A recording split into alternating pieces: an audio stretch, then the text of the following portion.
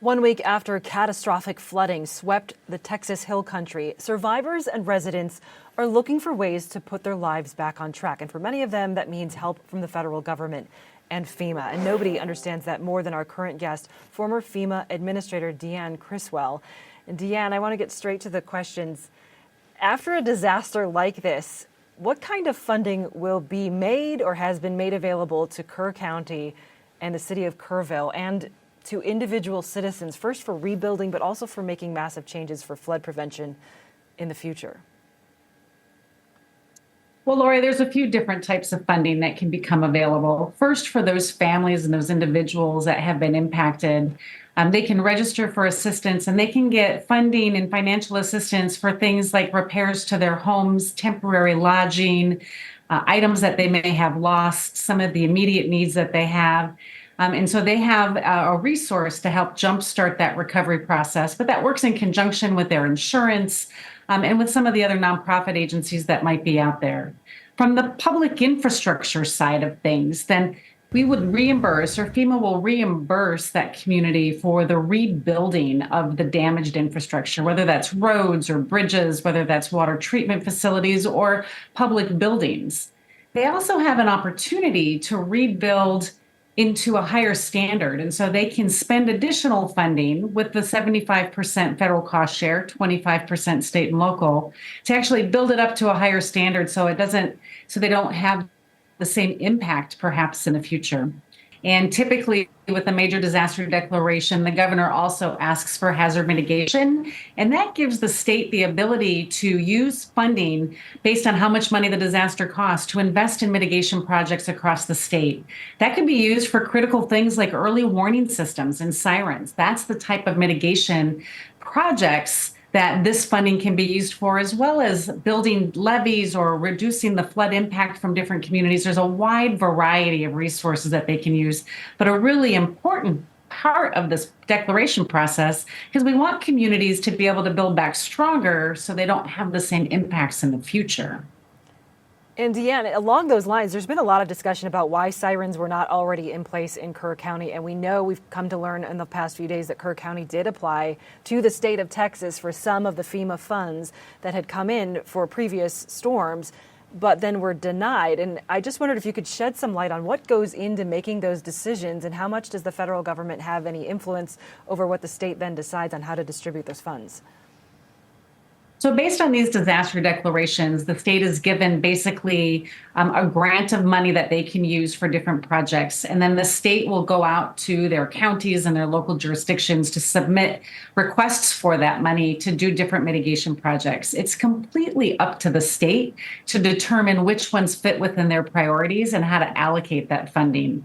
FEMA's involvement just comes in to make sure they're eligible following appropriate federal guidelines like procurement and environmental reviews and so forth to be able to use that funding. But the state makes the final determination on how they want to invest that mitigation dollars. All right, and we've talked a lot about these sirens and the alert system. FEMA has always stood behind the fact that good preparation and infrastructure will help mitigate issues after a storm. What does this area specifically have to do to be better prepared for the next time something like this happens? Well, we have to look at what happened from this event, but we also have to think about what is the potential in the future, right? We're seeing records break year after year, sometimes month after month in communities with the amount of rainfall that they're seeing, causing flooding and damage that is just breaking all of their historical records. And so while we look at the historical data, we also have to take in the science to understand what the potential future could also hold. And then the communities need to make those smart decisions. Okay, what is the best way to protect this community in the future? Is it removing homes and moving people out of harm's way? Is it building levees to help protect the homes? Or is it putting in early warning systems? Every community is going to be different. They're going to have their own unique needs and the things that they want to do for their community. And so they have to make those decisions. FEMA can provide technical assistance to help them better understand the types of projects and the scopes of projects that can be done, but ultimately up to them based on their unique situation and their unique needs. All right, and this storm and this disaster comes in the context of a lot of conversation about cuts to the federal government. And I want to hear your perspective as a former administrator, how you perceive what FEMA's role is in response after a natural disaster and how that might change with the Trump administration's plan to potentially cut back this agency. Yeah, Lori, it's important to talk about how I have been a local emergency manager, and all disasters start and end at the local level.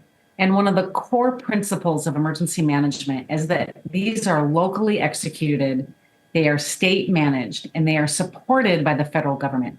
This is not a new concept. This is the way it has always been since I was an emergency manager starting back in the early 2000s.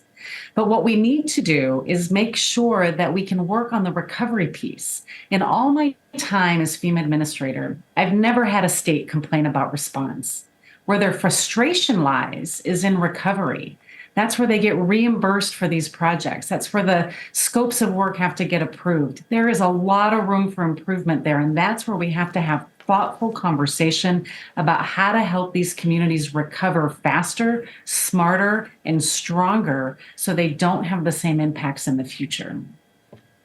So if you had the opportunity to rebuild FEMA from scratch, what is the biggest change that you would make to give the maximum amount of help?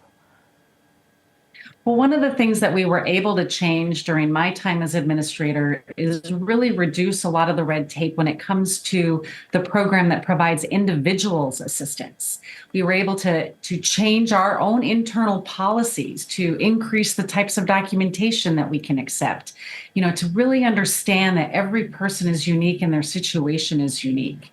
What needs to happen next is that same thought process has to happen in the public assistance side of the program. That's where they rebuild infrastructure and FEMA reimburses the federal government or the state governments for the work that they do. There's a lot of room for improvement there, and that's where we have to focus our time and our energy with them at the table to understand what they want changed. And I'm hopeful that that's what this FEMA Review Council is going to come back with. All right, very informative, very insightful, and thank you for coming back with us to answer those important questions. Former FEMA Administrator Deanne Criswell, thank you very much for joining us. Thanks, Lori.